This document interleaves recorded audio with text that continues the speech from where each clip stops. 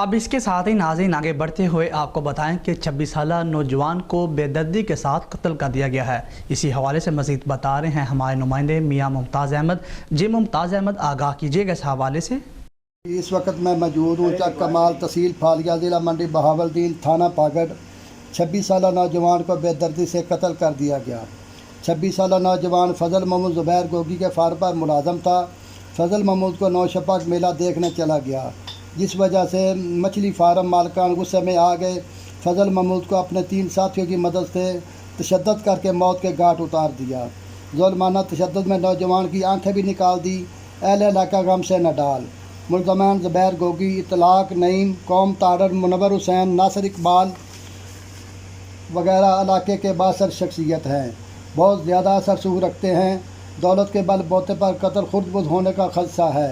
अहले इलाका ने SM न्यूज़ से गुफ्तगू करते हुए कहा कि RPO गुजरांवाला, CPO मंडी बहावलदीन, वज़ीर आला पंजाब, वज़ीर आज़म से अपील करते हैं कि उन्हें इंसाफ दिलाया जाए और मुलज़मान को कैफरे किरदार तक पहुँचाया जाए। जी।